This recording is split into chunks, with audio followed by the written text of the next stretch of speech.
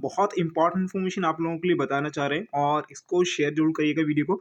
Because of बहुत सारे students के साथ में दिक्कत ये आ रही है कि बहुत सारे स्टूडेंट को नहीं पता है कि एक साथ आप दो दो एप्लीकेशन फॉर्म फिल कर सकते हैं, वो भी आरआरबी ग्रेड 3 के लिए। ओके, और ये ऐसा मैं नहीं बोल रहा हूँ, ऐसा आरआरबी के ही नोटिफिकेशन में लिखा हुआ है।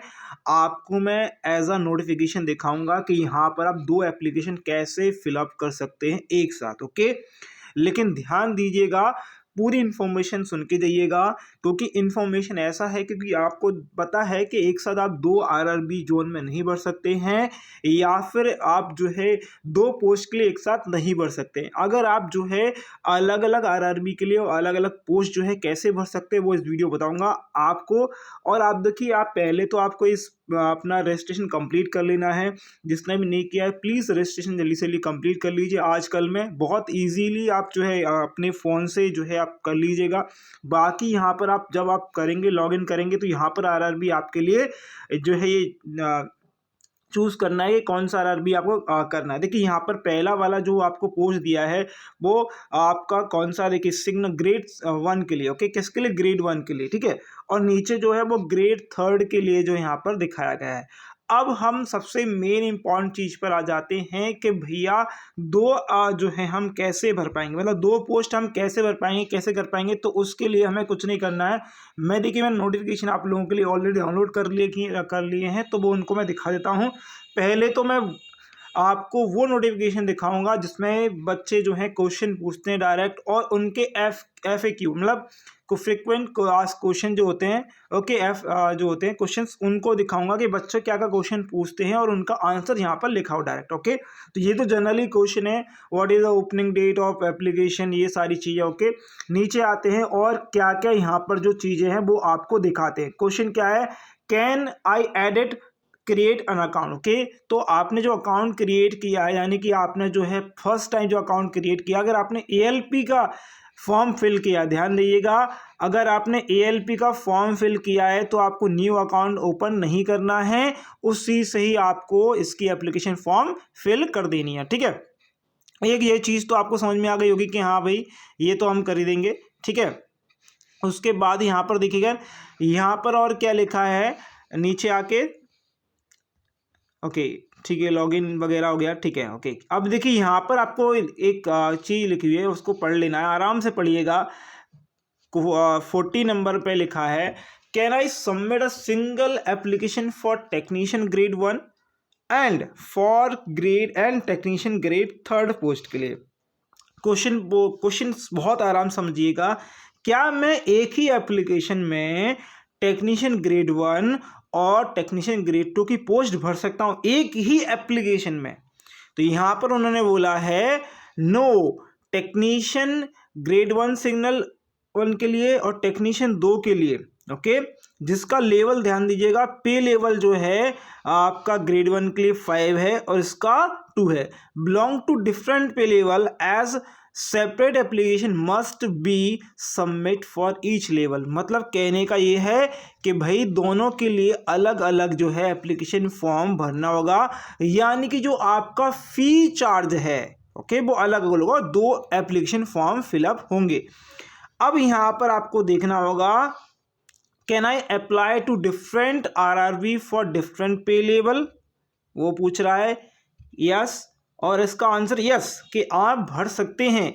Yes may apply for level 5 post to any of 1 RRB their choice. Okay, आप एक फॉर्म और भर सकते हैं जो लेवल पोस्ट 5 के लिए है। Similar candidate can submit a separate application for level 2 post to the same different RRB of their choice if they are eligible to apply for level 2 post. However, only one application should be submitted by candidate for each pay level, indicating to order the preference for any of all the notice or notify post in that pay level for which candidate is eligible and instead in apply. अच्छा, इसको अगर आप हिंदी में convert कर लेते हैं बहुत easy हो जाएगा। ओके, अब देखिए मैंने इसको हिंदी में कन्वर्ट कर लिया है पूरे के पूरे इसको, ठीक है। तो इसको आराम से पढ़ लीजिए और आपको समझ में जाएगा अच्छे से। यहाँ पर लिखा हुआ है क्या मैं अलग अलग वेतन स्तरों के लिए अलग अलग आरआरबी में आवेदन कर सकता हूँ, यानी अलग अलग जोन में आवेदन कर सकता हूँ या नहीं। मैं एक ही जो है जोन में अलग अलग एप्लीकेशन तो नहीं दे सकता हूँ, ये तो सभी को पता है।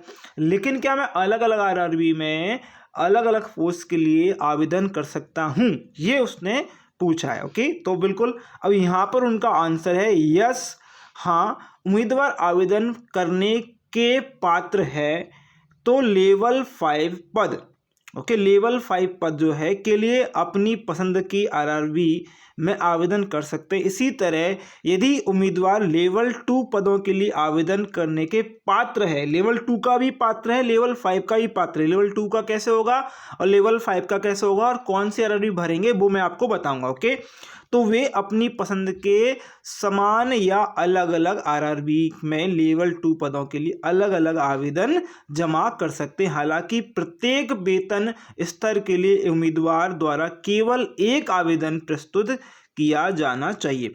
ध्यान दीजिएगा, अगर आपने एक आरआरबी में एक फॉर्म भर दिया है एक जोन में, ओके, तो आपको अलग पोस्ट के लिए उसका अलग जोन सेलेक्ट करना होगा, ठीक है। ये तो आपको बात समझ में आ गई। ओके, इसके बाद में यहाँ पर लिखा हुआ है एक उम्मीदवार द्वारा केवल एक जो है आवेदन प्रस्तुत किया जाना चाहिए जिससे उसे वेतन स्तर की एक या सभी अधिसूचित पदों के लिए वरीयता यानी कि आपकी एलिजिबिलिटी है क्रम दर्शाया गया हो जिसके लिए उम्मीदवार पात्र हो, ओके है और आवेदन करने की रुचि रखता है।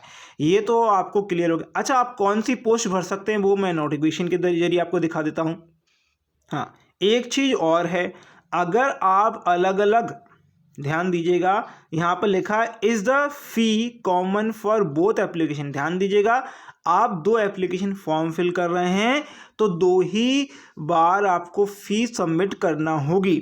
जैसे कि 400 रुपये है एक आरआरबी के लिए और 400 रुपये अगले, जैसे टेक्नीशियन ग्रेड 1 के लिए और टेक्नीशियन ग्रेड 3 के लिए जो अलग अलग जो है चार्ज है, तो आपको ये चार्ज देना होगा। ओके, और दो एप्लीकेशन आपकी अलग अलग सेपरेट हो जाएंगी, ध्यान दीजिएगा। ओके, लेकिन आपका जो रजिस्ट्रेशन नंबर है वो आई थिंक एक ही होना चाहिए। रजिस्ट्रेशन नंबर जो है एक ही होगा, उसमें आरआरबी 2 हो जाएंगी, कोई दिक्कत नहीं है।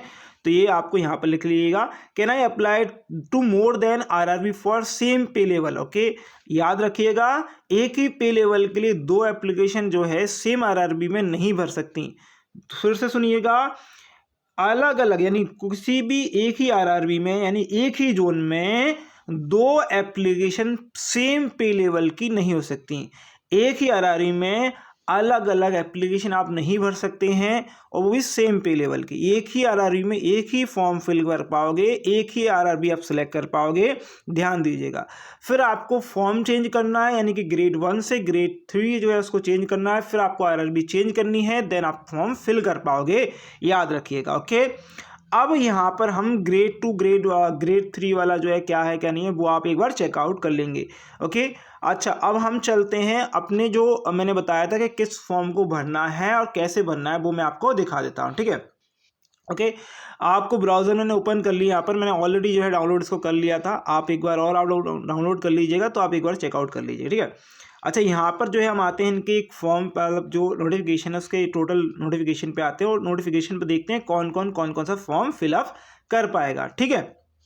और आप लोगों से रिक्वेस्ट रहेगा कि भैया ये इन्फॉर्मेशन जो है बहुत इंपॉर्टेंट है, बहुत कम लोगों को पता है कि आप 2 फॉर्म भर सकते हो और कैसे भर सकते हो, कैसे अप्लाई कर सकते हो। ओके, तो ये चीज़ें अगर आपको ऐसा है कि भैया नहीं कर पा रहे हम या हम करेंगे कैसे, तो वो मैं बता दूंगा, लेकिन आप लोगों से रिक्वेस्ट रहेगा कि भैया वीडियो को शेयर करिएगा। ओके, आप जब शेयर करोगे तभी मैं एप्लीकेशन फॉर्म फिलअप कर आपको बताऊँगा। ओके, तो यहाँ पर जो है आपको देखिए 9/4 से पहले आपको कर लीजिएगा भैया, कल परसों में फॉर्म फिल कर लीजिए, नहीं तो फिर तो रश टाइम बहुत है और रश टाइम ही रश टाइम है। ओके, काफ़ी ज़्यादा लोग अब फॉर्म फिलअप करने लगे हैं, तो आप भी भर लीजिएगा। ओके, जिसने 10+10 और 12th भी कर लिया ना, वो भी आजकल क्या बच्चे भी फॉर्म फिल कर देते हैं, ठीक है, तो ध्यान दीजिएगा। अब यहाँ पर नीचे आते हैं। ओके, नीचे आते हैं, यहाँ पर देखिएगा आपको कहाँ पर आना है। मैं आपको एक पोस्ट बताऊंगा जिसमें आप ग्रेड 3 के साथ या ग्रेड 2 के साथ, सिंगल ग्रेड 1 है, सिंगल 1 जो सिग्नल वाले व्यक्ति हैं, ओके, उसके साथ जैसे मान लीजिए कि आप अगर आपके पास ITI नहीं है, ओके, आपके पास ITI नहीं है, आपके पास BSc है या कुछ और है, या आपके पास इंफॉर्मेशन टेक्नोलॉजी से रिलेटेड कुछ भी है, तो वो जो है स्टूडेंट है वो 2 पोस्ट कैसे भर सकते हैं अगर ITI नहीं है आपके पास। ओके, जिसके पास ITI है 10+2 है तो वो तो आपका ज़्यादा पोस्ट है, वो आप आराम से भर सकता है। ओके, जिसके पास ITI नहीं है वो 2 फॉर्म कैसे फिल करेगा।